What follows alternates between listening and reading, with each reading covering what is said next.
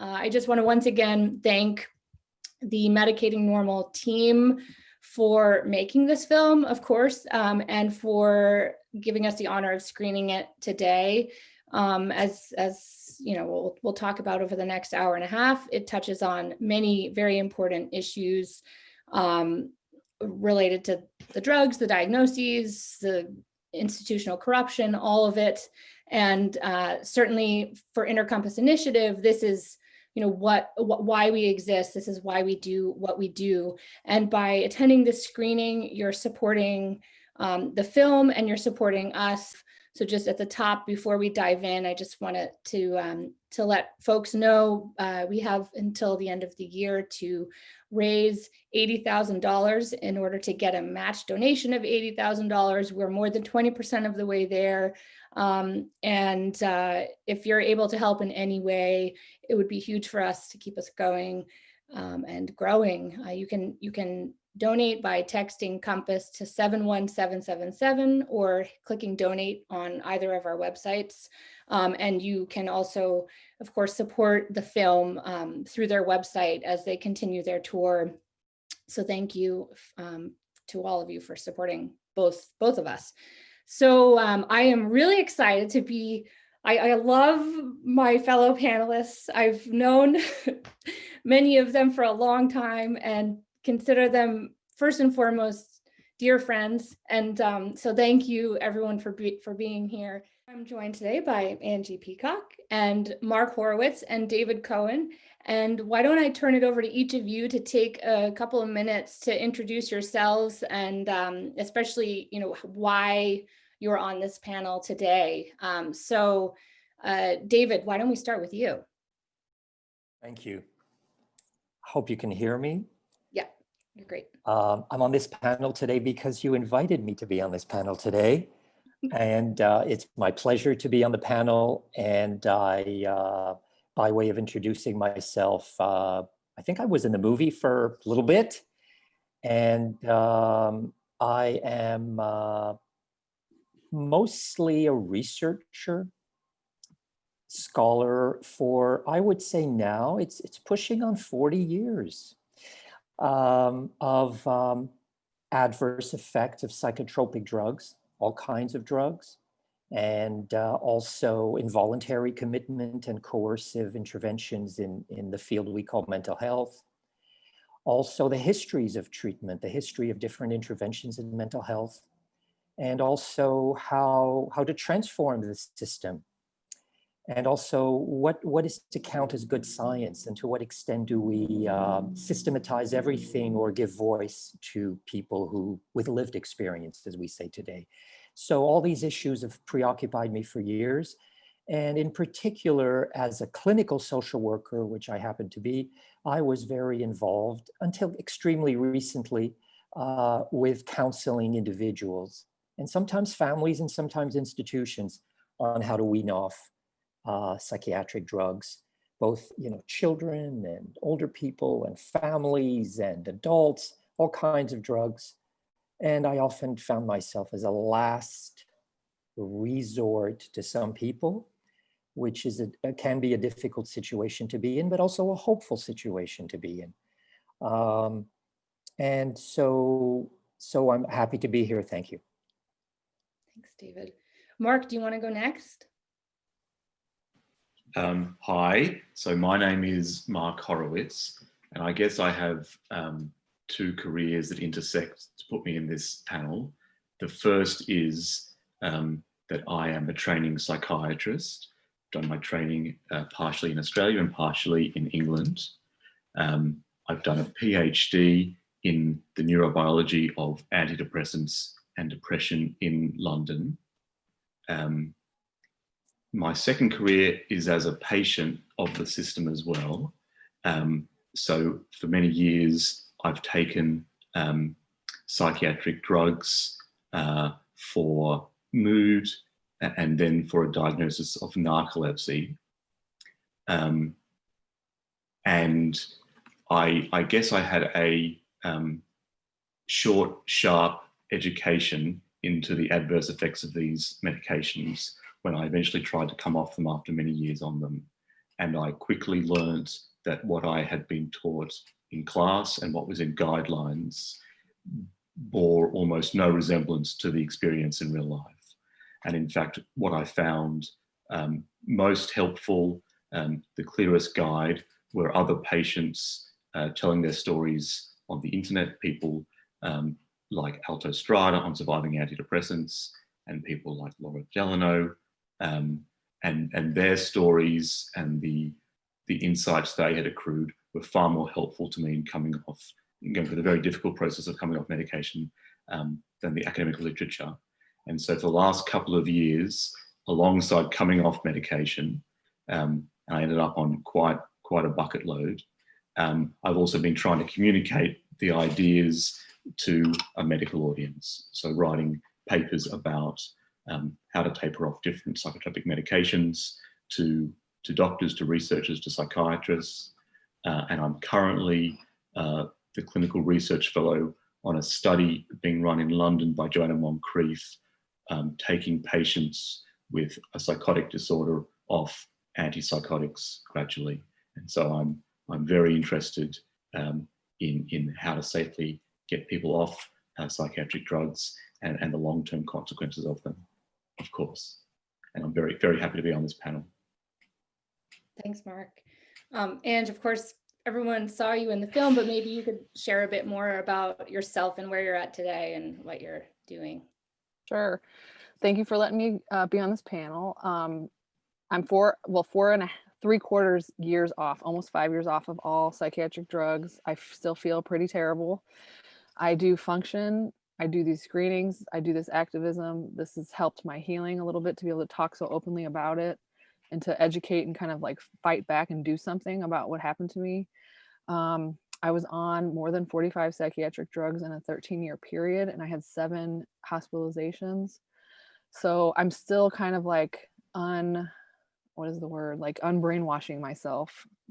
All those messages that I was given over the years that you're broken, you'll never amount to anything, you won't have children, you won't, ever finish school. That was another thing that was not true. So I graduated with my master's in social work from Washington University in St. Louis. David Cohen is actually one of my mentors, as you can see in the film. But so I decided not to get licensed because there's just too many things that didn't sit well with me, like sending a person to a psychiatrist or the hospital if they were feeling suicidal, all these things that I just could not be a part of. And I just chose not to. So this is my social work. I'm able to work a little bit part-time with the film, and I just have to do like radical self-care to try to heal from this injury and try to heal from the years of being a patient and thinking of myself something less than who I actually am. So I'm still fighting for that reclamation, but every day I get a little closer. So thanks for having me. Thanks, Ange. Yeah, and for folks who don't know me, my name's Laura Delano. I'm executive director of Intercompass Initiative, and I'm also an ex-patient.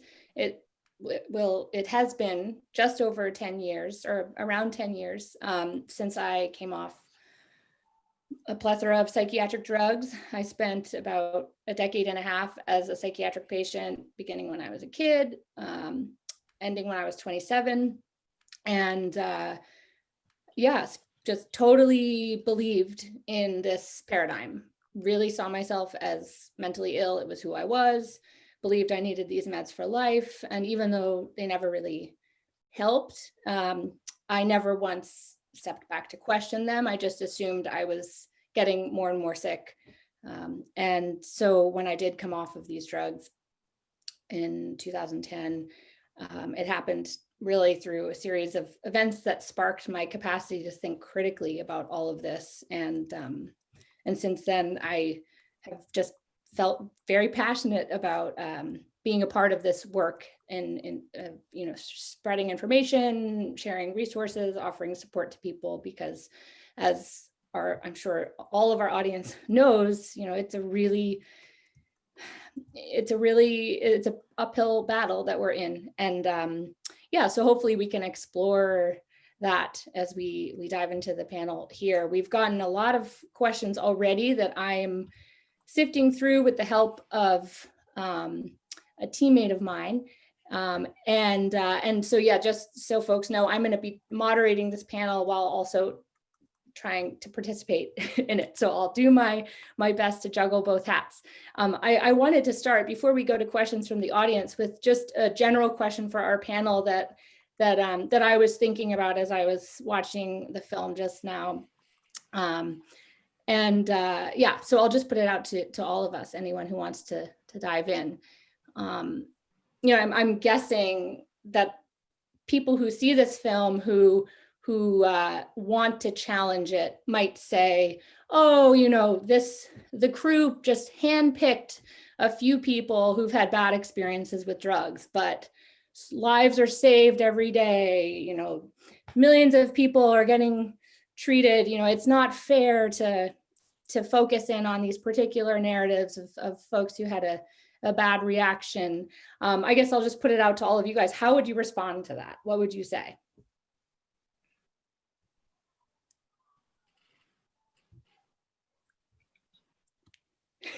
I'm happy to answer. Look, I think in a broader perspective, in general, the advantages of these drugs are overemphasized and the adverse effects are underemphasized in general. So there is a narrative that these drugs help a lot of people and are life-saving. The data doesn't reflect that. So that most studies on psychiatric drugs go for 6 weeks or 8 weeks. They're done for that period of time because that is the period of time that drug regulators require to grant marketing authorizations to drug companies to market their drugs. That period of time is almost irrelevant to the period of time that people use these drugs. Most people use these drugs for months or years. Even those very short studies show minimal differences between placebo and drugs. And the longer term studies show even worse outcomes. So the data does not suggest that they're very useful for lots of people. Sure, you come across people who say they're helpful for them, and that's legitimate. But in general, the objective scientific data doesn't say these drugs are hugely helpful for people. That's also true for this idea that they're life-saving. Most of the academic debate is about whether suicide is increased in people, for example, taking antidepressants, or not increased. In other words, there's no effect. So there is no data that says that these drugs reduce the suicide rate. So the line that the drugs are life-saving is really marketing copy, not really a reflection of what the data shows. On the other hand, adverse effects are generally downplayed, and there's lots of ways that companies do this. They look at short-term studies. They don't put the same efforts to look for adverse effects as they do for positive effects. So they will give several different questionnaires with composite measures that multiply small effects to find positive effects, and they do whatever they can to minimize finding negative effects. And also the big factor is the fact that studies are short and adverse effects can accumulate over time. So I think there are lots and lots of people that have adverse effects. I think the people in the movie are representative of a large number of people, and that there is sort of systematic disinformation about the balance of risks and benefits for these drugs. I'd love to be able to jump in and to say that the information that Dr. Mark Horowitz is giving us now is completely accessible to any person who takes the trouble, and especially any physician who takes the trouble to find out about this. And so therefore, in a sense, the people in the film are not so representative because it does take a certain act of courage to just say, what is this, this reality that comes up from the evidence? So there is some truth in that it is a bit of a handpicked crew of dissidents there by definition. And so we can get into how come this information that Mark has just so masterfully summed up in a minute, that overall the drugs don't appear to be so helpful to people, according to the masses of evidence, then how come this information isn't just common knowledge and actually what greets the patient in the doctor's office?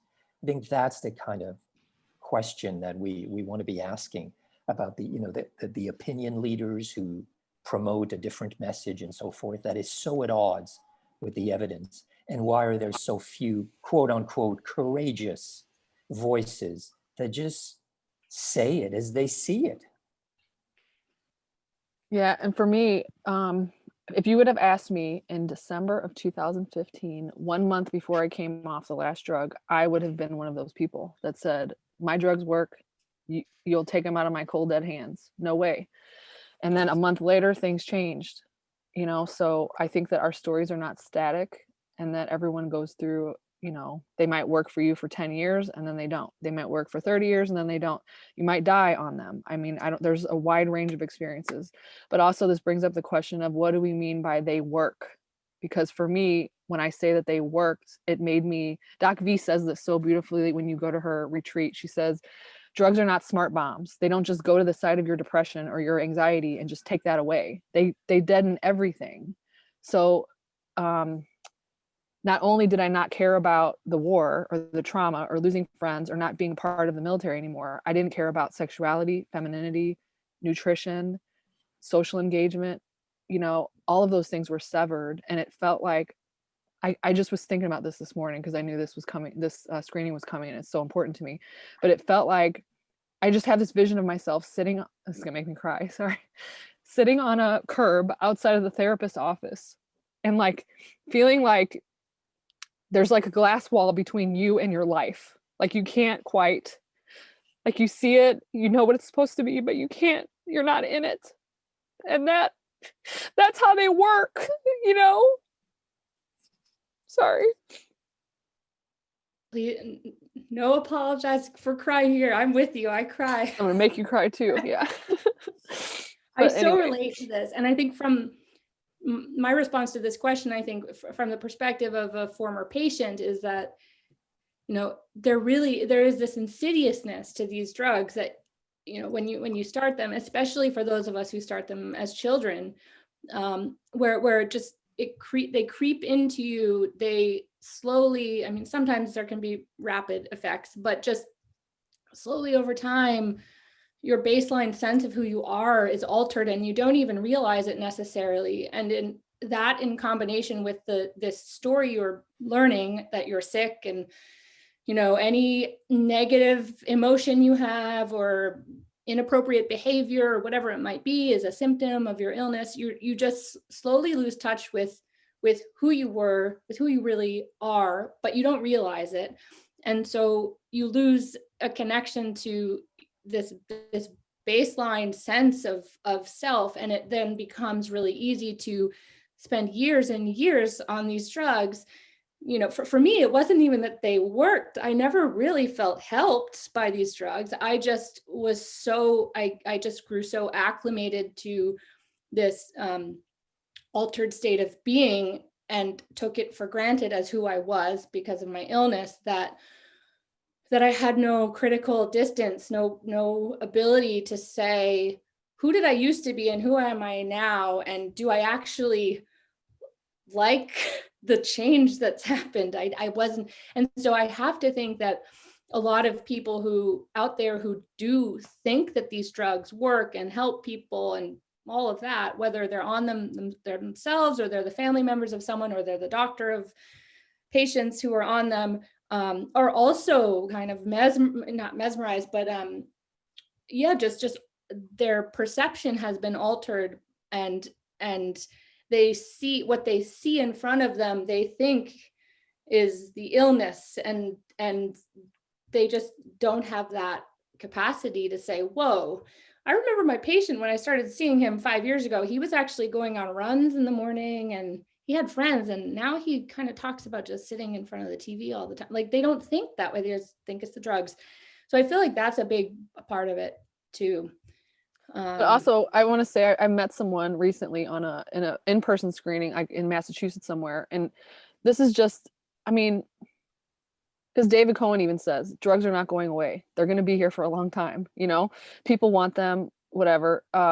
But this woman said, this is her language, but she said, like, I've been diagnosed with paranoid schizophrenia. I need my drugs. I've had so much trauma in my life. I need to be numb to not feel, otherwise I'll kill myself. So there's that story too, and that's fine. Like nobody's going to pull them out of your hand, but to be clear about that when you're getting on, that's not what you know what I'm saying? That's not what we're being told. So anyway. Yeah. We have a question from an audience member that I'll put to all of you or any of you. They say, weaning off of psychiatric drugs can be extremely difficult. Why do you think more doctors don't offer fully informed consent and give patients a cost-benefit analysis? The stories in this film are heartbreaking. I'll try that one first. I think most doctors, most psychiatrists, certainly most GPs don't understand the trouble that coming off drugs causes. My reflection is that in several years of medical school and psychiatry training and a PhD, I never heard a lecture about coming off psychiatric drugs ever. The first lecture that I heard was the one that I gave about coming off psychiatric drugs. So that there is nothing in doctors' education about stopping drugs. Because of that, and the information in the UK and probably in America as well has been that coming off drugs can cause mild self-limiting symptoms, discontinuation symptoms. And so when patients come in complaining of severe symptoms that are long-lasting, most doctors think, well, this cannot be to do with coming off the drug. It must be something else. It's either their underlying condition coming back or the onset of a new medical illness. So they don't recognize it. You cannot see what you do not know. And that's the situation that most doctors are in. The reason why they're in that situation is because most education filters down from drug companies. Drug companies do the studies that are taught by professors. Many of the professors in influential positions have relationships with drug companies. And so the information presented to trainees and doctors exaggerates the positive effects of medications and underplays the negative effects, which includes withdrawal symptoms. And so doctors are unable to provide informed consent because they are uninformed. They're not, most doctors you see in practices are not receiving money from drug companies. They're just middle-class professionals trying to do a job, but they do not know what the drugs are really doing. They've been informed about them in a particular sort of way. And that's why they're completely unequipped to help people come off them. They're completely unequipped to tell patients the positives and negatives of the drugs, especially in the long term. People have commented that psychiatric drugs are simply too complicated for most doctors to use. And I've got a lot of sympathy for that perspective. I'd love to echo some of what Mark is saying, but I also add some contextual elements. I think that one should distinguish perhaps between conventional psychiatric practice and then conventional internal medicine, let's say, or general practice. And I think there has been a tendency in psychiatric practice to not inform regarding a number of topics, not just about drug effects, but generally about a lot of issues that that the patient might want to know more about or anticipate.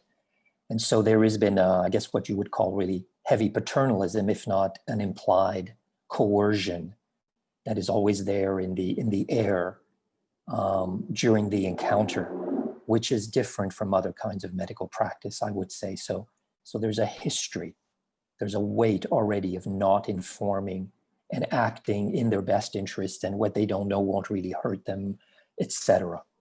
Whereas as the antidepressants, for example, just shifted dramatically into general practice lately, so in the late 80s to today, they've sort of really moved dramatically into general practice.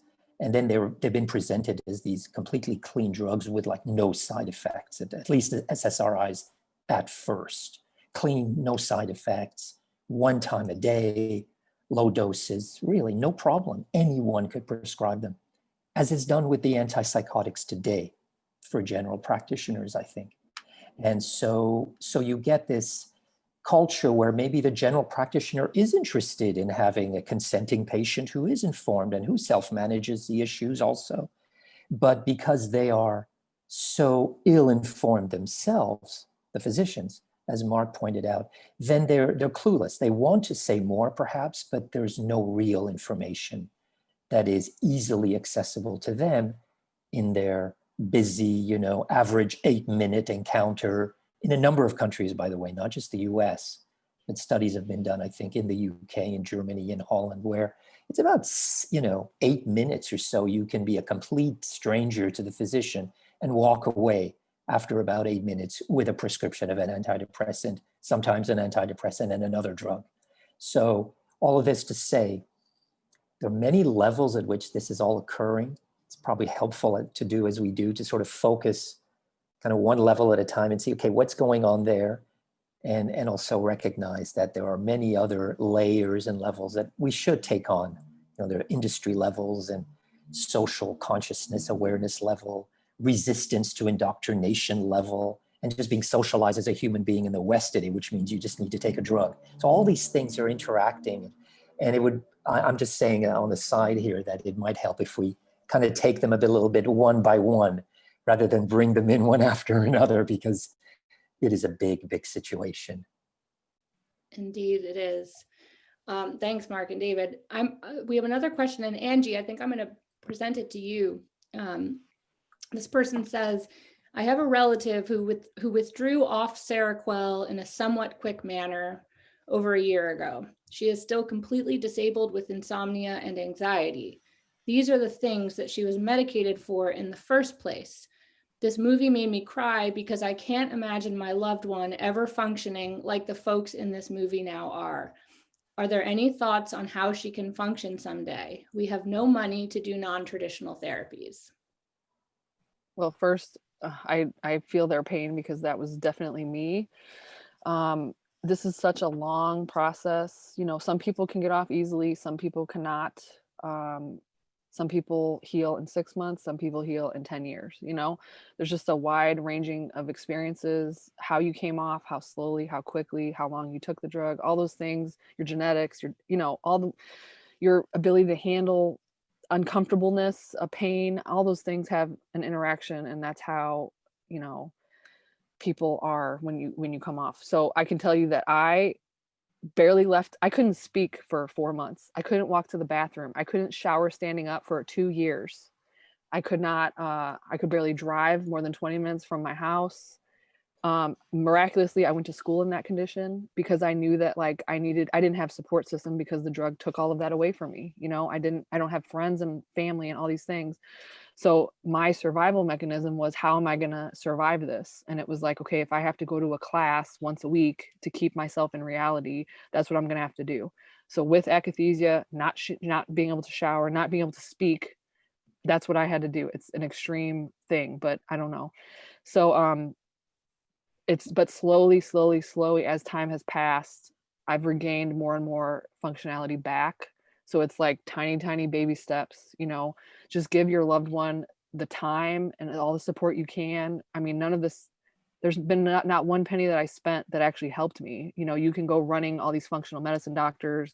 I've had all kinds of tests, because I'm in the VA system and they always want you to go to the doctor and they think there's something wrong with you. And then they tell me, you're the healthiest patient I have. And I'm like, yeah, because things that are wrong with me are not on blood tests. There's no receptor mitochondria, blood test, unfortunately. And then you might see something. But I would just say, give them lots of time, lots of love, lots of validation. Support groups are really helpful online, the peer groups, because there's nothing worse than going to the doctor and saying, I have all these symptoms. And then they just either tell you to go back on meds, they tell you there's nothing wrong with you, or they tell you that this doesn't exist. And that's more trauma that you have to unwind later. So stay home, stay quiet, keep your nervous system quiet. I slept under a blanket and counted heartbeats. That's how extreme my symptoms were. But healing is real. Laura is a testament. I'm a testament. There's thousands of us that have gotten better. It just takes a really long time. And I would just add to Angie, what Angie said too, that I think this indoctrination really that we've all as a society been under, given the power of conventional psychiatry, where we are taught when you have these mental, emotional problems, whatever they might be, you're going to have them forever. Like, even though I just met you an hour ago, I can tell you this is an incurable condition for the rest of your life. You know, I think that goes really deep. It's hard to unlearn that. And I think the fear that we carry in us about our emotional pain, or in the case of this family member, their insomnia and anxiety, that fear runs deep. And so I think stepping back from that fear, questioning that fear, and also realizing, I mean, what was so profound for me was realizing these very disabling problems that I began having as a kid that continued through my 20s. There were reasons behind them. There was meaning to them. They didn't just, you know, as the film showed so well, it wasn't just, oh, some faulty chemicals gone awry. Things were happening in my life that led me to feel these ways. And so in the case of this family member, there was a reason why they stopped sleeping. There was a reason why they began to get anxious. And that's something to be hopeful about, because that's where the real exploration can come in. You can act when you realize I'm not just sentenced to a broken brain. You then have the chance to make sense of what your experiences actually mean and why they maybe happened, and therefore what you might do about them if you decide you want to do something. So I would just add that as well. Okay, so we have a question, and yeah, perhaps we'll put this to Mark first, and then if anyone wants to jump in after. If someone were to create a job or career educating prescribers on tapering procedures, and even create a best practice approach to tapering psych meds for medical doctors, what would that be? What would need to happen in order for this to be commonplace? Right. It would be a very big change. I've got to say that possibility is becoming increasingly likely in the UK, in England. I don't see any chance of that happening in America anytime soon. We have slightly bigger government institutions compared to private companies here. And so in actual fact, there was an inquiry into prescribed drug dependence in Britain, which looked at benzodiazepines, Z drugs, gabapentinoids, opioids, and antidepressants. And they found that there was 1 in 4 people in England who are on these medications. There is almost no services to help them come off. There's a few NGOs that do it. And the NHS here, the government provided healthcare, is looking at setting up services to help people to come off these medications. It's not quite clear what form it will take. There might be a helpline. There might be further training of GPs. For example, at the hospital that I work at, we are setting up a deprescribing clinic where we will see patients from around the country to help them come off any psychotropic medication. We'll have support from pharmacists and psychiatrists to start with and try to extend the service. There are several other services that are doing similar things around England, and we hope to build it into a national network.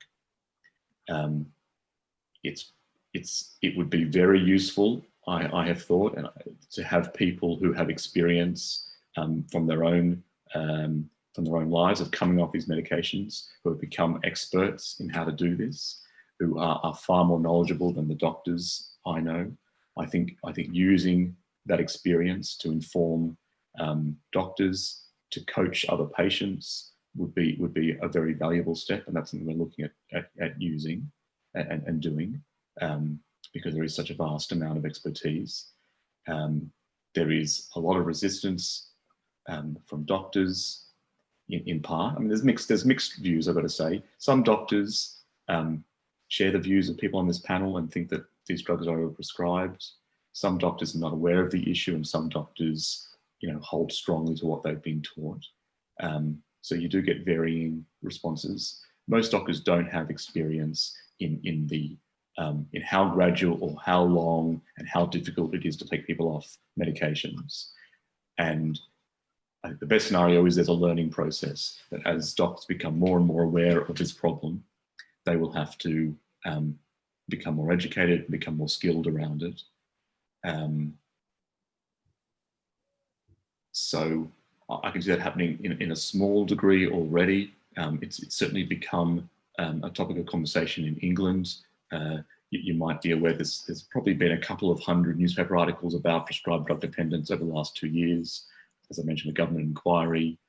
There's a parliamentary group that are looking at the issue of prescribed drug dependence. So there's a lot more interest here.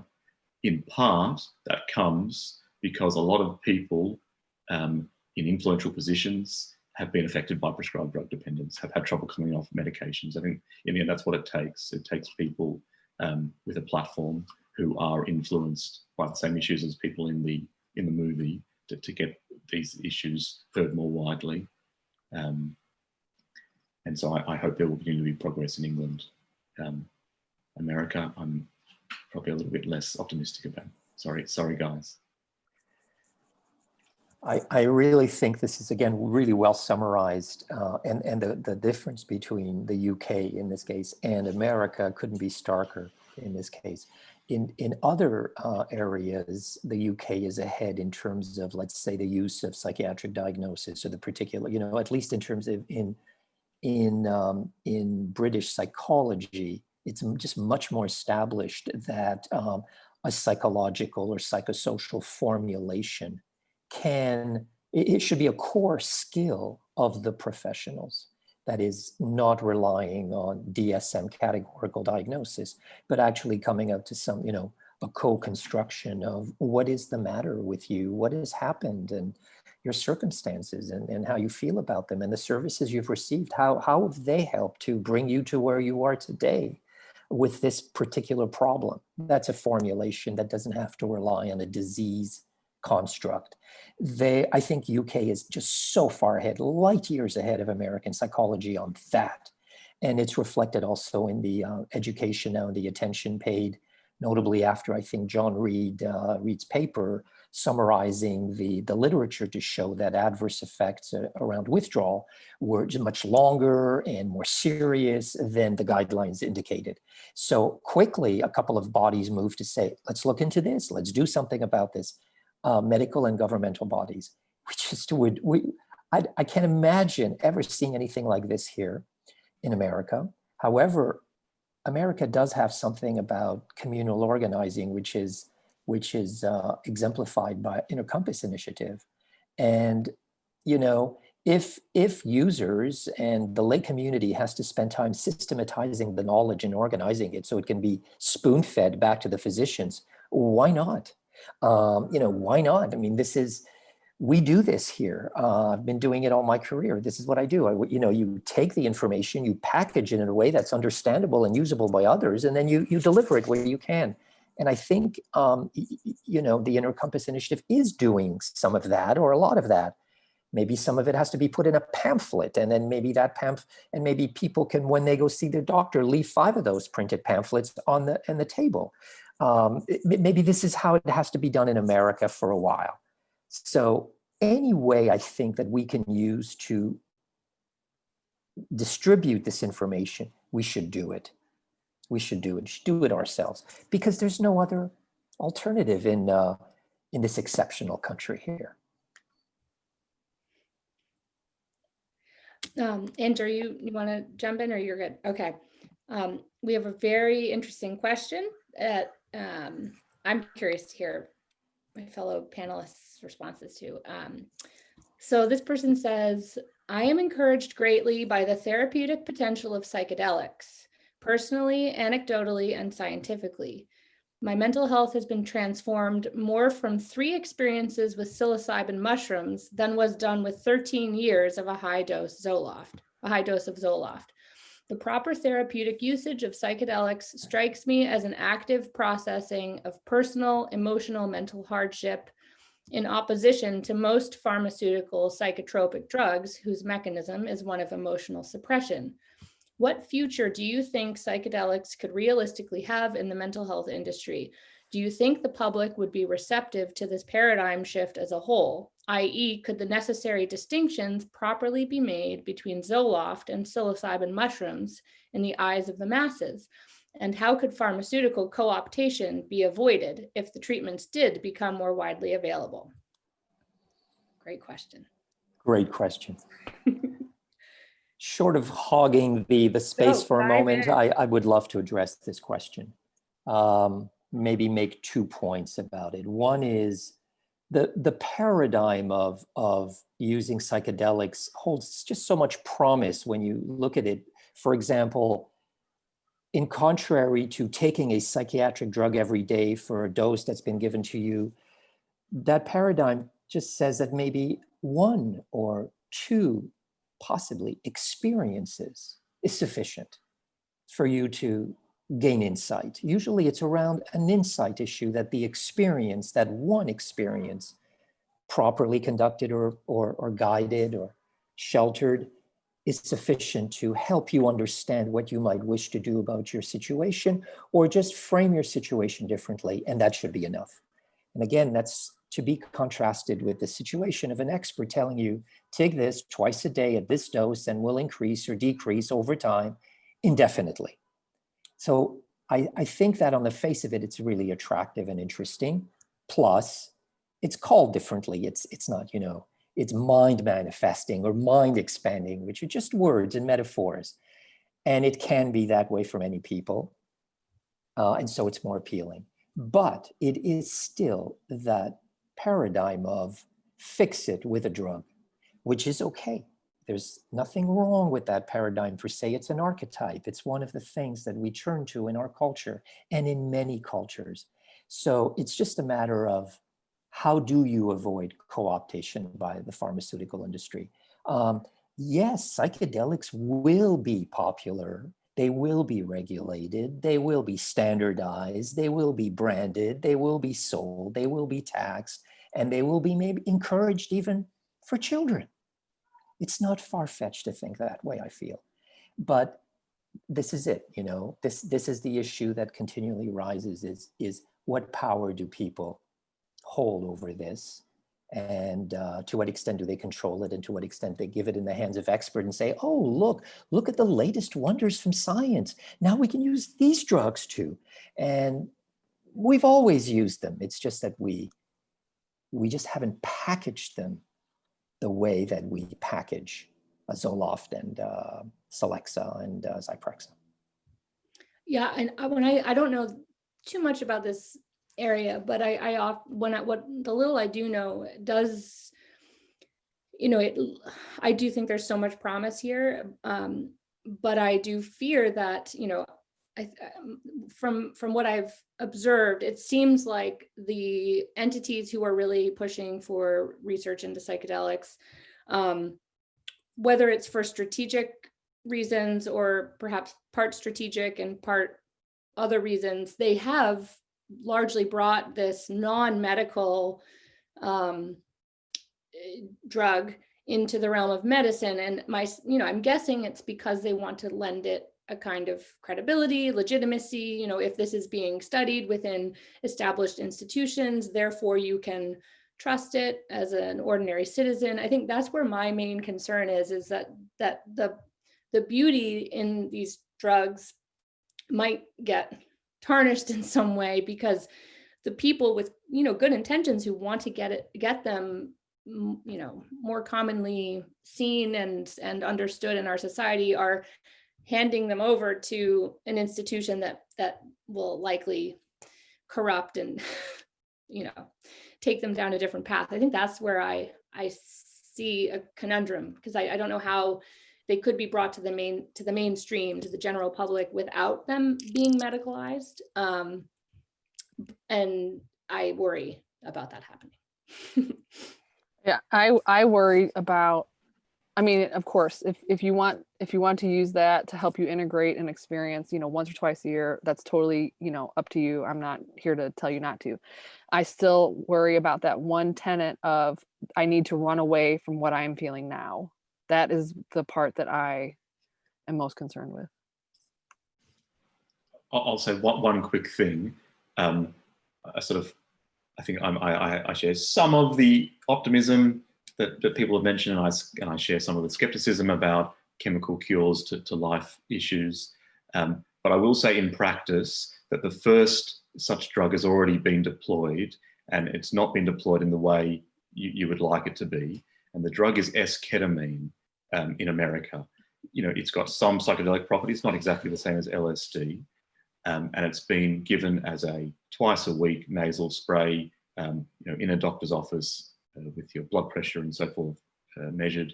Some people, if you go on drugs.com, some people report terrifying experiences where they lose their hearing, they feel dizzy. There's a story of a grown man crying for his mother, whilst some people enjoy it.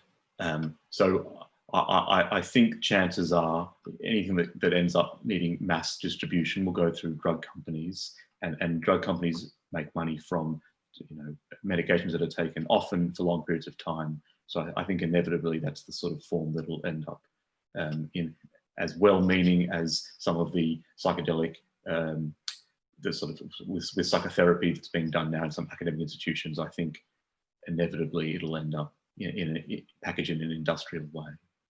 So I'd be skeptical. I agree. Thanks, everyone. Okay. Here's a question for, perhaps Angie, you could tackle it first. I'm still working on my own taper, 13 years on Paxil, but I have a close friend who is on far more medications and is interested in decreasing their dose, but is afraid to. How can we help and support others in our lives to come off of these medications? I want to be sure to avoid pressuring anyone to do something that may be dangerous, even though I personally believe it will be best for them in the long term. Yeah, I would say that it's definitely a long process from the time I started tapering until I was actually off everything. And I don't think I consciously knew I was going to come off of everything. That wasn't really the plan. I was just trying to do like a harm reduction thing. That process took 10 years. So especially because of the cocktail of medications I was on, the bad medical advice that I had, the symptoms, the in and out of the hospital because of tapering not very smart. So it is a very, very, very long process. And my best advice is to not ever push someone, but maybe to plant a seed here and there, because nobody really planted a seed for me. It was more my intuition was just that I don't feel good. Like, I don't feel good. I keep going to get these tests. They can't find anything wrong with me. Something's off. I wasn't even sure it was the meds. I mean, I even tell this story sometimes. I had really bad anxiety the last few years before I came off the last drug. And I thought, oh my God, I think it's my coffee. So I quit coffee. I quit all caffeine. Then I was like, I still have this anxiety. Why do I have this anxiety? So then I quit smoking the few cigarettes that I was smoking. Then I still had the anxiety. Not once did I think it's coming from the medication I'm on. Like, that did not even cross my mind, So I just wish someone would have told me that and maybe given me the resources. But even now we have people in support groups. I mean, especially now that I'm so public with the film, I get 10 to 20 messages a day. I get emails from all over the world, people asking me to help them. How do I taper this? I cannot give, explicit medical advice to anyone. Not only would that be like completely irresponsible, but everyone's body situation, support, monetary situation, if you have to stay working, everything is so different. My best advice is like, here's all the information. I know it's a lot. There's video, there's text, there's audiobooks, there's speeches. Even in my withdrawal, I didn't understand all these issues perfectly, but part of my healing was like listening to Bob Whitaker, listening to David Cohen, listening to Joanna Moncrief, like all these voices that I would listen, like, oh my God, now I know what happened to me.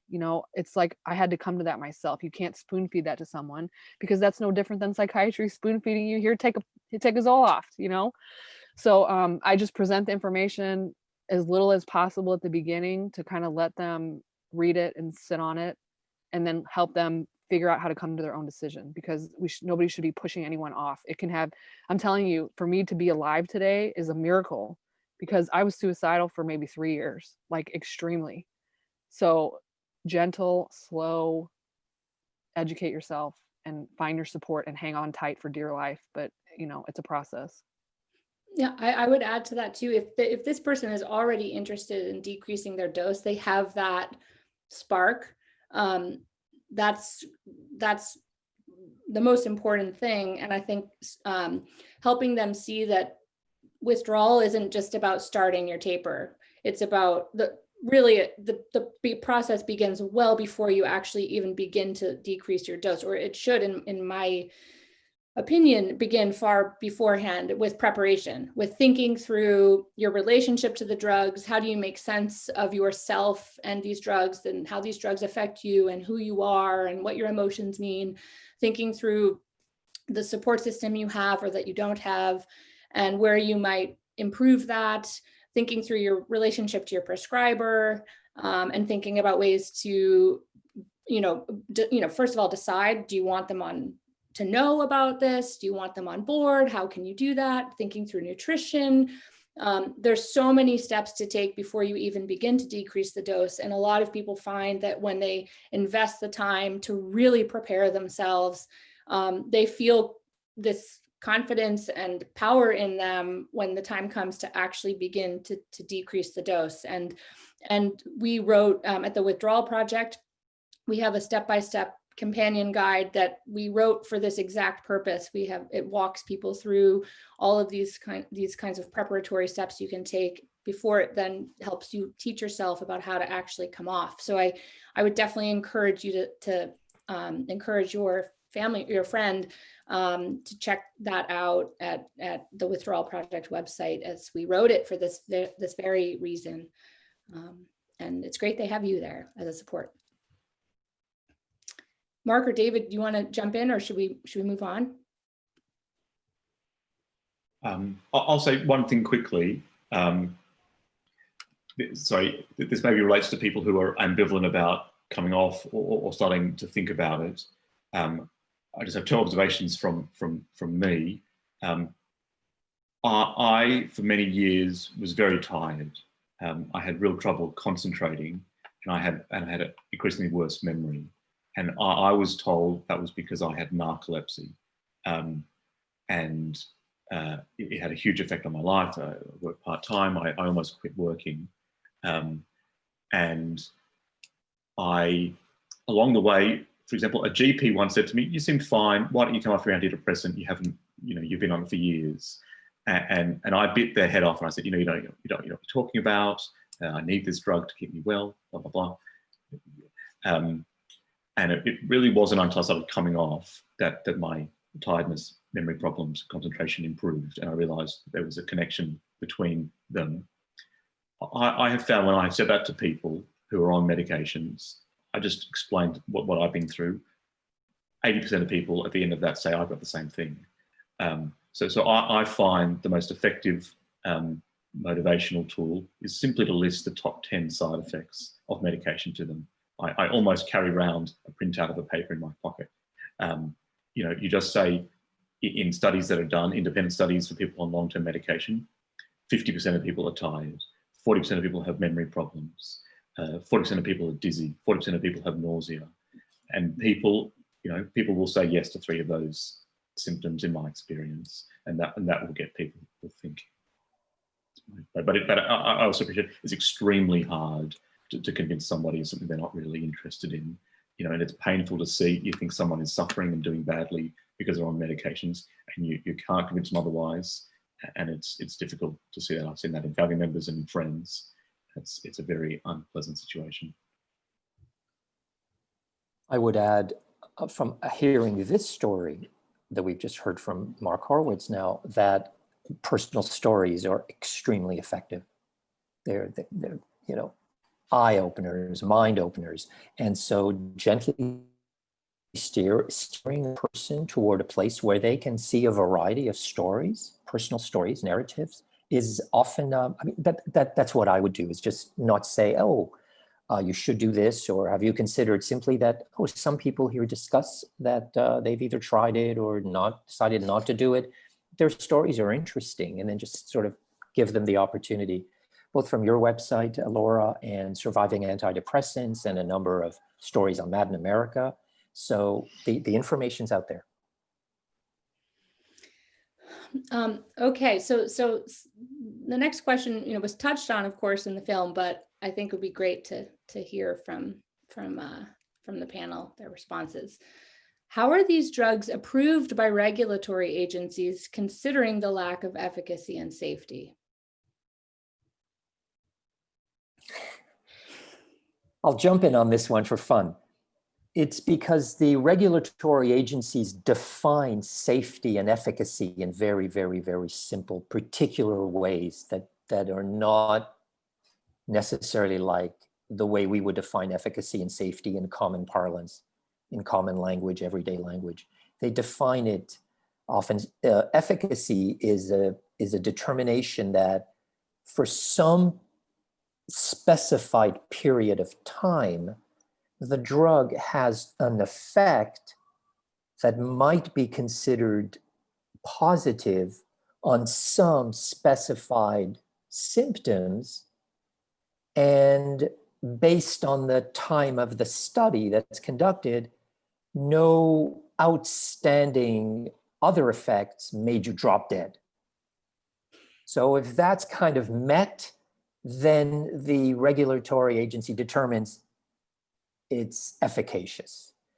A couple of studies are usually needed, if not a bit more, not too long, and then the drug is on the market with usually some kind of statement in smaller print that more longer-term studies with less selective populations will be required to know how the drug really affects people.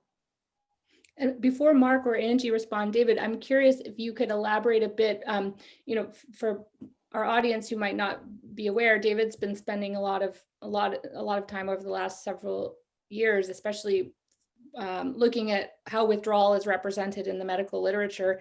And I'm curious if you could touch a bit on the role that withdrawal, or perhaps it's called other things in the research, plays in helping get these drugs approved. If I'm not sure how clearly I'm articulating that, but with relapse, quote unquote, and all of that. Right, very clearly. So however we call it withdrawal, or some industry funded or encouraged sources call it discontinuation, and without getting into that issue, but those symptoms have a dark side besides sometimes hurting people.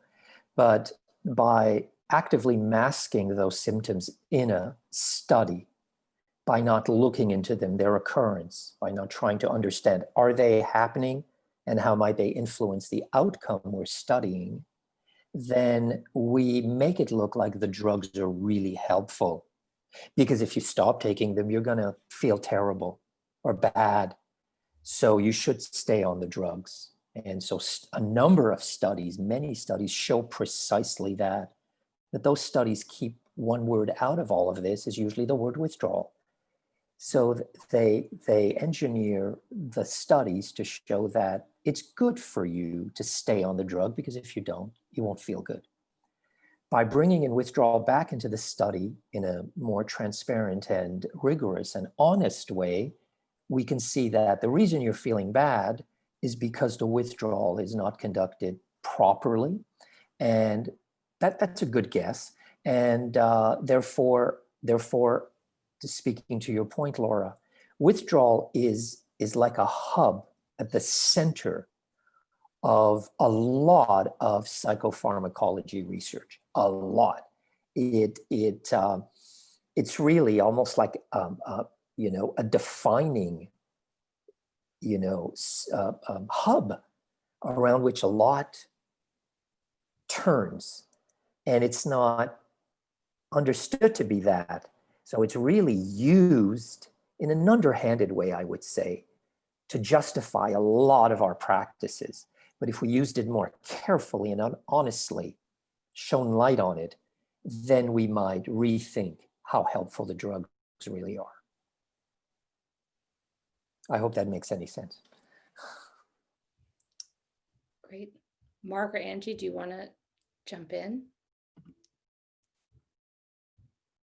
I just want to emphasize what David said so well there, that one of the big issues in studies is, as anyone who's experienced withdrawal knows, if you were using a checklist to detect depression or anxiety, you get high scores. And a lot of the studies use that to make the drugs look like they're preventing relapse, when it's much more common for it to be withdrawal. And I think that's one of the ways that the effectiveness of the drugs is misrepresented in the long term. It's a very key issue.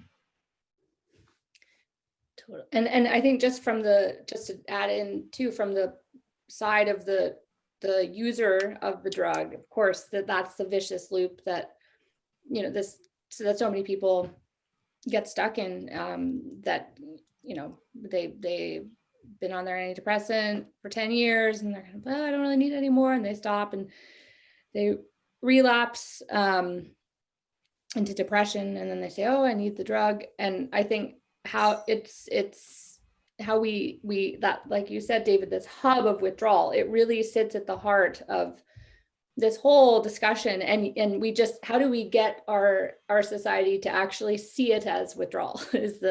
It's so pervasive, it's so prevalent, it's in the research, it's in all these people's experiences of drugs, it's everywhere, it's in the doctors' interpretations of their patients, and yet it's masked and called these other things. So how do we change the language?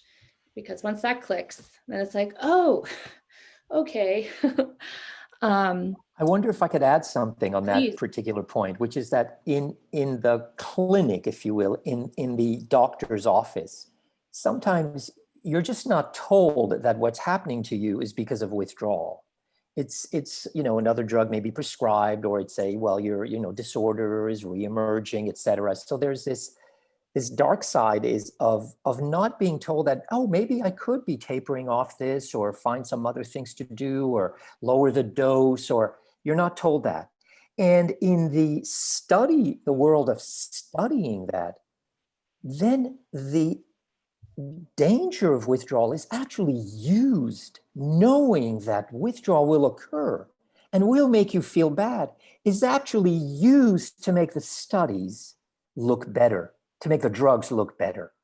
And so it's this strange, weird, contrast where it's hidden in this part where you're not told that you're feeling bad because of withdrawal. And in this other side, it's actively used to show that you'll feel bad, but it's misinterpreted. So it's a very strange kind of situation. Totally. And there's another side of it. Like while you all were talking, I kept thinking back to this moment when I went to a intensive outpatient treatment where I was housed in a homeless shelter for 4 months in Southern California in Long Beach. And then during the day, I went to this hospital group for PTSD. They put me on an antipsychotic because I was tearful. And looking back at that, I'm like, yeah, of course I was tearful. I was processing trauma, and I was living in a homeless shelter 3,000 miles away from home, trying to get my life back after coming off of 10 of the drugs. So it's like a patient can't win either way. Either you're feeling terrible for withdrawal, you're feeling terrible from your life experience or your circumstances or your emotions or whatever, and then you're medicated no matter what. And if you say or question, I think this drug is hurting me, that's seen as yet another thing that, that's a delusion now. They even wrote in my medical records 4 years ago, I can't even read my medical records because they're so traumatizing, but one of the sentences said, patient believes she's experiencing benzodiazepine withdrawal and that brings her comfort. It's like, I'm in a delusion. And I would bring stacks of research to the doctor and said, I read it, read it. It's right here, read it. This is what's happening to me. You took me off too fast. But then he wrote, eye contact, intense at times. I'm like, yeah, you almost killed me. Of course it's intense, So yeah, it's just, you can't win it anyway. Wow. Okay.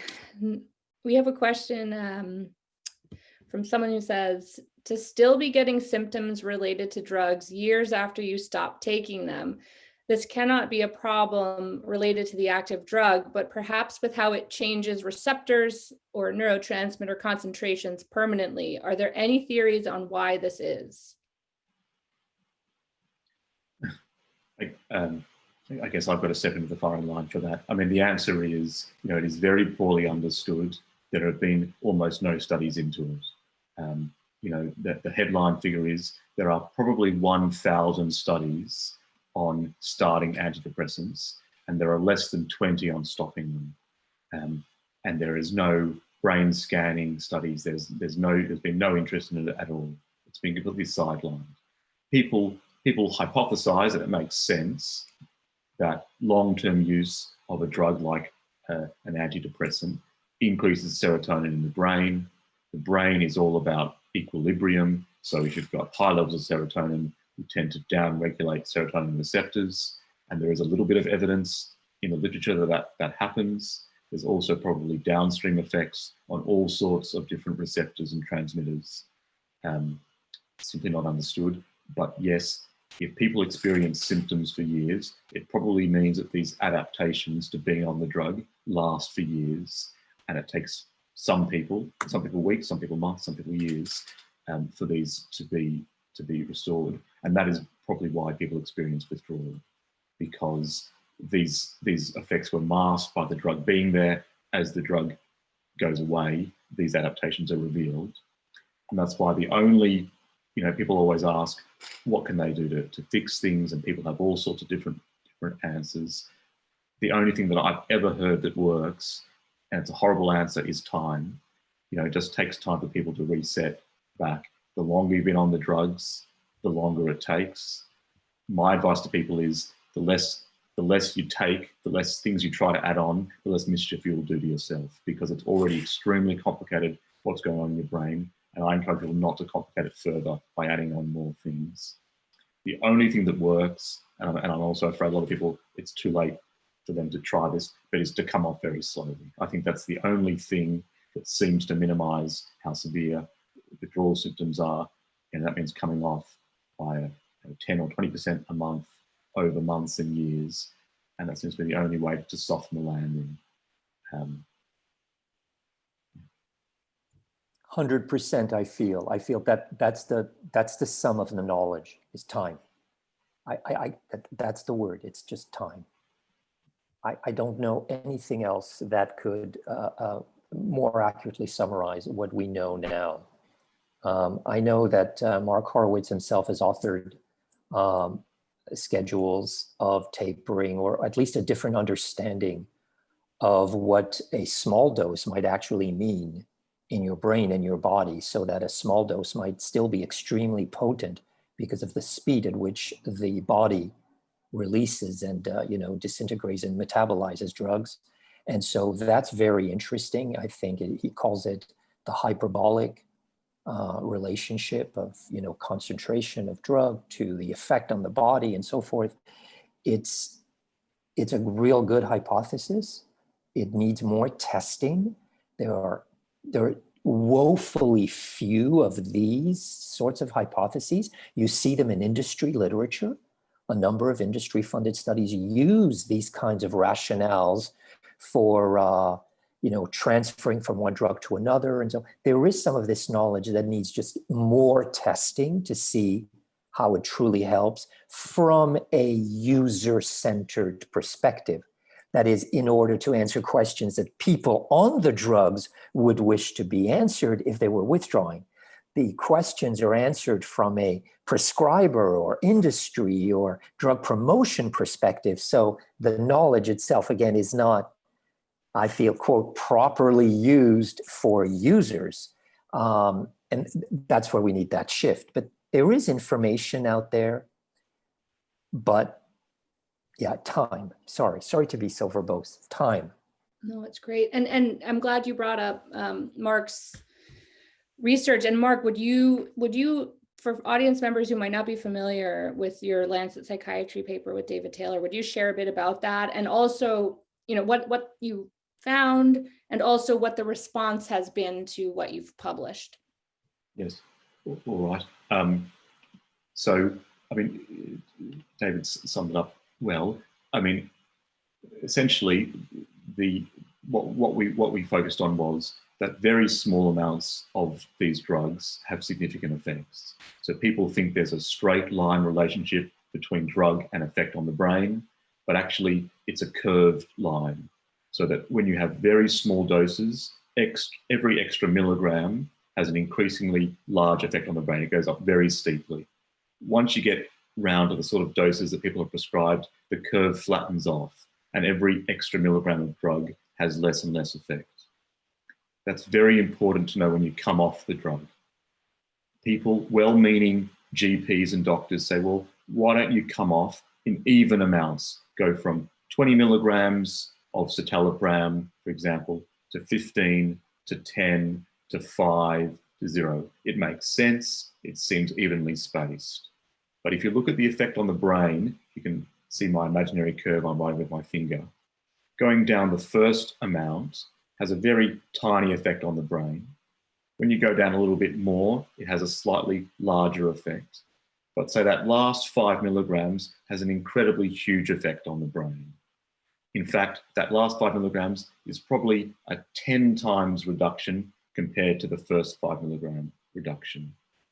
And that reflects what people report. People say, yeah, I could halve my drug or quarter my drug to start with. It wasn't so bad. I got a few zaps or something. But they said, for the last few milligrams, I was in hell. I couldn't sleep. I was hysterical. I was having panic attacks. And I learned that not from graphs. I learned that from real life. It was my instruction. So we think that graph describes what people experience. And in fact, we're the first person to put it in fancy scientific language, but actually we're the last to the party because 20 years of patient accounts online have already worked that out. They've already worked out by the time-tested guess and check method that if you reduce a little bit, that reduces withdrawal effects. And as you get down to lower doses, you've got to reduce by smaller and smaller amounts. And they've worked out these rules of thumb like 10% of your dose a month. And the 10% is based on the last dose you've used. So as you get down to smaller doses, it becomes smaller and smaller amounts. And our graph fits that. And that's what I see as the biggest validation of it, that people are already using it. And so the takeaway message for people is to go down by small amounts, go down to very low doses. So doctors say, well, that dose doesn't mean anything. That dose is, you hear that all the time. Well, that's nothing. That's homeopathic. The truth is that's not true. So 1 milligram of an antidepressant, sometimes 0.1 milligrams of an antidepressant or an antipsychotic has quite significant effects. So people need to go down to a small fragment of their drugs, a tiny fraction, much less than doctors think you need to. That's the takeaway. A lot of these concepts are explained very clearly on the Withdrawal Project, Laura's site, explained on surviving antidepressants. If you want to take a paper with a fancy title into your doctor, my paper is good, but it's much clearer on their websites than it is in my paper. That's great, Mark. And I would just say that I think the fact that it is so complicated to get off of these drugs, that it does require these precise, tiny adjustments, to me speaks to how important it is that we all rethink where withdrawal, where the technical and educational elements of withdrawal should live. Because if we say, oh, I want to come off of my drug safely, and that might mean in this teeny incremental way that could, and for many people, take potentially a few years to do, then just going to your doctor and having them write a prescription isn't going to work, because the drugs aren't manufactured in a way that allows for these tiny incremental doses much of the time. And so so as Mark said, in the lay person community, and as David touched on as well, it's been people in their own kitchens with their own digital scales and syringes and measuring cups, making these tiny little adjustments themselves because they have no other choice to do this. So I think when we talk about how to come off of these drugs safely, because the pharmaceutical industry makes it literally impossible in most circumstances to do it in the way Mark describes, it currently is really up to us as ordinary citizens to figure out how to do this and to become our own self-educated, really, pharmacists and figuring this out. And I think it demands, there needs to be petitioning to force these drug companies to make these drugs in forms that are more easily taperable. But I do think it's important for all of us to say, do we want, if I'm going to come off of these drugs, right, it isn't going to be because my doctor sets me up with what I need. I'm going to have to teach myself and go into this uncharted territory. And do you want to? Yeah, I was just going to say, yeah, we've come across that in some of the screenings where people in the audience, it'll just dawn on them and they'll say, oh my God, like the patients know more than the doctors. Like how revolutionary is that? You know, but even I see it in the support groups. People are like, well, can't I just go to detox? I just need to go to a detox center and get off. But that's the same trap, that another power that knows more than you is going to fix this. And unfortunately, it just doesn't.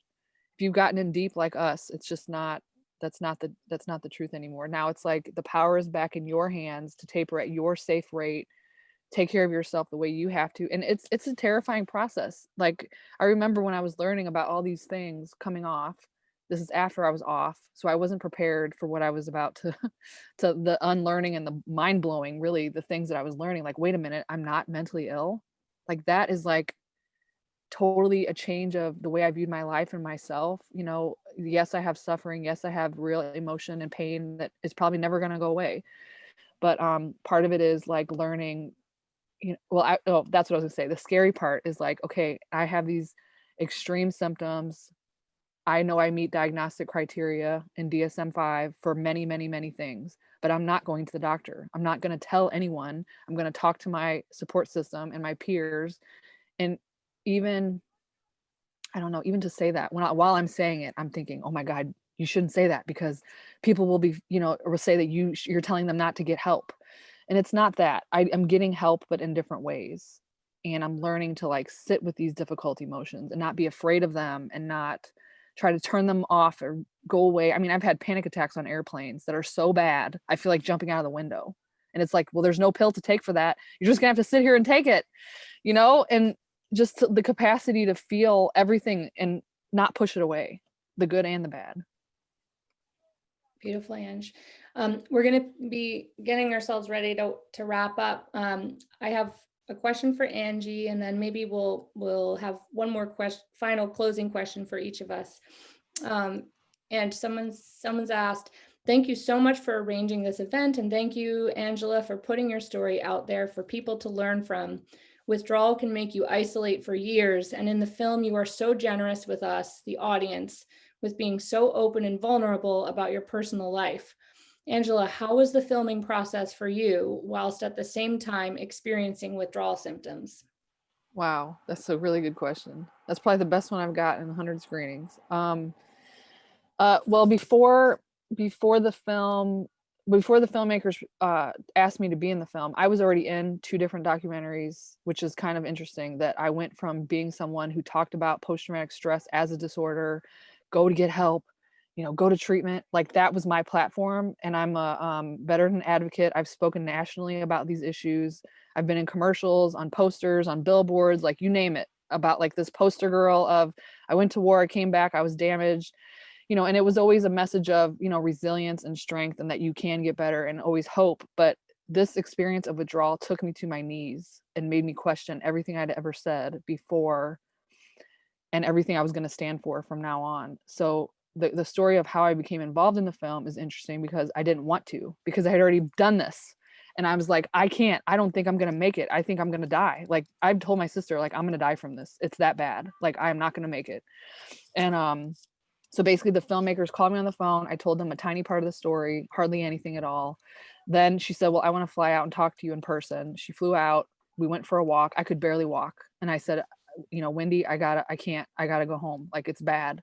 So we get back in the car and she basically just kind of wore me down. And when I closed the door and she got out and went back to the hotel, I thought to myself, okay, well, I can't kill myself now because I don't want to be in a film and they film me. And then at the end it says like, Angela was a great person, but she died by suicide. And I knew that the narrative would be, you're a veteran who was in the media and you were the poster girl and you did all these great things. And, you know, and then you killed yourself because you're broken and you're mentally ill and you have post-traumatic stress disorder, and 20 veterans a day kill themselves. 20 veterans a day kill themselves. And you're just one of the 20. And I knew that that is not the true narrative. That no, that is not what's happening. I'm gonna get better somehow. And that was like a 1% belief inside of me. Like, no, you cannot die. You cannot. You have to stay. You gotta get through this somehow. And sometimes it was 1 second at a time. Like, I just cannot kill myself right now. Like, I have to just keep one foot in front of the other. So I'm kind of glad that, you know, now I have this platform that was already pre-existing before the film so that I can reach those veterans that I had already made those connections. because I believe veterans are probably the most highly medicated people there are, because we have such high access to healthcare. It's free. Any veteran knows if you need help, go to the VA. You can get tons of meds. They'll give you painkillers, all kinds of stuff, you know? So I don't even think I answered the question. Did I? It was a long ramble. Did I answer it? You did a great job. Yeah. Okay. Yeah. So I'm glad I'm still here and to fight back. And, you know, I'm still pretty mad. I'm still in a lot of pain. I'm still unlearning kind of what the trauma that this did to me, you know, the initial trauma and then psychiatric drug withdrawal trauma on top of it. A lot of people are scared when I say this, but it's been worse for me than the actual war. Like, it is worse. And especially the length of time and the years and the scary neurological symptoms that I still experience. Thanks, Ange. So I guess before we wrap, as we wrap us up, I mean, how are, as you all, you know, all four of us basically are, you know, arguably obsessed with this work. And we live in this every day. So, you know, I sometimes forget that, you know, just to watch a film like this when you haven't been familiarized already with these issues is quite a shock. What would you say if there are members of the audience for whom this was quite a shocking film? Where would you say they should go from here? Who do you suggest they turn to for support or to talk about this? What resources should they look to? Just where do you go from here? As I know, thinking back to when I first had my kind of aha moment 10 years ago, I just completely disintegrated. It was too much to handle. I believed it couldn't be true. I was angry. I was overwhelmed by grief. It was a lot. So for folks in our audience right now who maybe are in that place themselves, what might you say? I'll chime in. It's a really hard question to answer. At the same time, it seems easy. It depends on where the person is, where they're located, what their support network is. There usually is one person, usually that you can count on, and they will just hear you out, and they'll maybe give you a call at night or something. That person is the first line of defense in a way, if it's not just self-defense. So you just have to, you reach out to that person that you trust and you say, what could I do? Or what would you do? Or what do you have to recommend me? It's often that, you know what I mean? If you're really desperate and you can't see the solutions and you live far away and there's no doctor, and even if there were a doctor, the doctor doesn't know. So that's the situation we're talking about.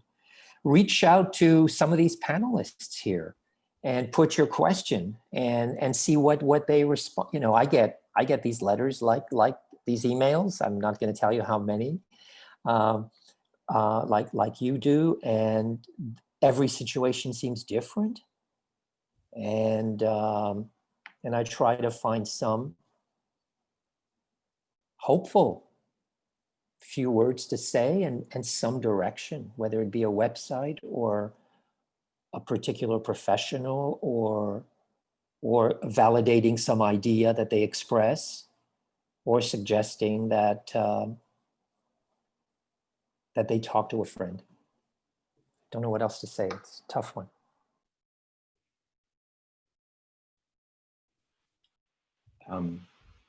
So I'll say, I agree with David, it is hard. I think, you know, there are a few books and websites out there that would be helpful. You know, probably they're known to people, but you know, Mad in America is very informative. It's got a huge amount of material. If you're looking at how to be more informed about medication and how to come off it, the Withdrawal Project and the Inner Compass Initiative are excellent web pages that really explain things step by step, very useful. I've mentioned Surviving Antidepressants is another.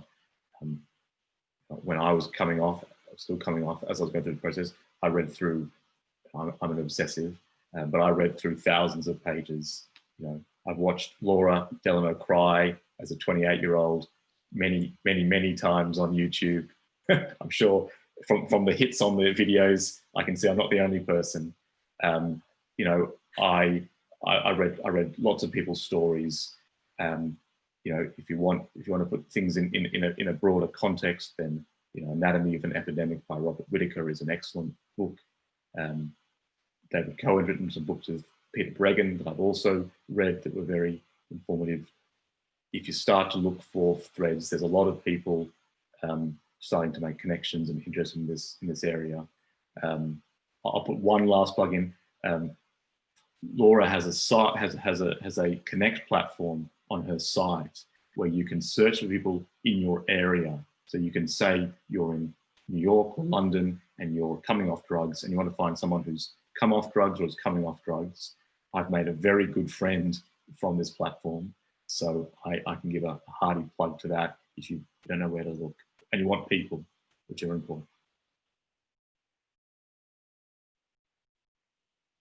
Yeah, I would say that's a difficult question. I'm always scared to tell anyone to do anything because that's how I got in this situation in the first place. But I think that my activism has been the most reparative healing for me. I actually started a YouTube channel when this first started, and my first video when I was 6 months off, I could barely sit down. I mean, my speech is so rapid and I'm just like squirming in myself, and that has 100,000 views and like 700 comments. So there's so many things you can do. I'm like a big proponent, like at the very least, go to the FDA website and report an adverse drug reaction. You could tell your friends, like, this is a ripple effect. This is kind of a movement. The film, we're using it as an organizing tool. So it's a very compact way to say all these issues very quickly, and then you can hear more about it in the panel discussion. So share the film. YouTube channel. I just Googled while you were talking, benzo withdrawal in YouTube. Record your story. Write your story. Write a poem if you can't write. Tell a friend. Talk at your NAMI group, your support group, and your AA meeting. Stand up and tell your story. I really truly believe in empowering people one at a time. I have very limited hope for institutions to change overnight. This could take 50 years. So we're kind of like in this hallway moment where I always think of that quote, like when one door closes, another one opens, but it's hell in the hallway. We're kind of in the hallway, like we're not really sure what's going to happen. But my hope, and this is a radical statement, is that the more people that learn this, the less are going to use services that give them just drugs as an answer, and that we can find other answers. Community building, Intercompass does, where you can find someone in your area. Go find someone to talk to. I formed a little support group in St. Louis. It didn't last very long, but it was still helpful. So get engaged even from your bed. I think of Benzo Information Coalition. We were in our beds, like summoning the FDA, like sick as dog, can barely write, and we each other would help. We'd proofread each other because one damaged brain wasn't doing it, but 2 or 3 could really create something special. So just hang on tight, do something, anything from your bed. And hopefully this will change. I love what everyone shared. And I would just, I guess what I would add is, I think for me, the most liberating and empowering element of my whole experience of becoming an ex-patient has been realizing that the answers aren't like out there, especially not in experts' offices and facilities and pill bottles and all of that. And even more, that often it's not even about needing an answer. It's about learning how to like be with something, and that I have that in me. It's in me right now, and that each of us has that in us. I think just starting there. So you're learning this for the first time, you're on meds, or perhaps you're the parent of someone on meds, or you're a therapist who has 100 clients on meds, whatever your position is in this conversation. I think recognizing that, what the mental health system as it's currently set up so often takes from those of us who become its patients is our agency and our autonomy and our sense of power, and our belief that we have the capacity to be with ourselves, to be with our pain, to grow and to change because of these stories we are taught. And so for however overwhelming all of this information is, and and you know, how hard it is to take it in. I think starting with that, just knowing that we have what in each of us, what we need to be in ourselves, in our skin, in this world. And of course, not alone, we need each other. And Mark and Angie, I appreciate the plugs for the Connect platforms. At the ICI website and the Withdrawal Project, we do have these networks. You click Connect on our main menu, and they're all about helping people find each other to help each other. Because the other indoctrination that is so powerful is that we've been taught that you need professional help when you're struggling. You've got to go pay someone to help you. We've really lost touch with the power of mutual aid. Just with what we have between us in our neighborhoods and communities, which of course, much of that has been lost as well. So it makes sense, but we have so much within us and between us. And Intercompass, our big part of our mission is to help people find each other, to help each other. So as we wrap up, I just want to thank again the Medicating Normal film crew, Angie, Mark, and David. I'm so appreciative of you being here today. To all of you in the audience, thank you so much for sticking with us through this whole thing with the technical problems and all of that. A final plug, if you are in a position to help us during our fall fundraising drive, we have so many exciting plans for Intercompass Initiative and the Withdrawal Project, but to date, we've operated on a very grassroots shoestring budget that is not sustainable for us. And so any help we can get to really, so that we can really activate and grow our team and do more would be so greatly appreciated. I believe this information should be a right of all people to get free access to this information, free access to community. And that's what we want to continue to offer. So any help you can give is great. And just a final, how to donate, text COMPASS to 71777, click donate on the main menu of either of our websites. So yes, with that, thank you all. Angie, this has been recorded and will be put on oops. Yeah, and I'll just say our little spiel at the end about the film.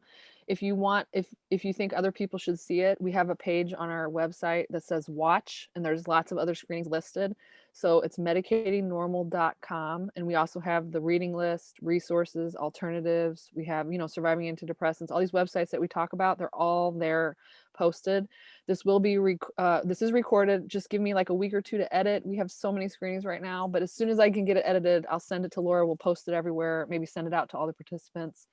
And from our team, thank you so much for coming. Please share this message because it won't go far if it stays in our bubble. It needs to go to mainstream, and it can do so with all of your help. Thank you so much. Thank you. Thank you very much. Thank you, everyone. All right. Thank you. Bye. Thank you. Have a good Nice to meet you, weekend. Mark. Nice to meet you, David.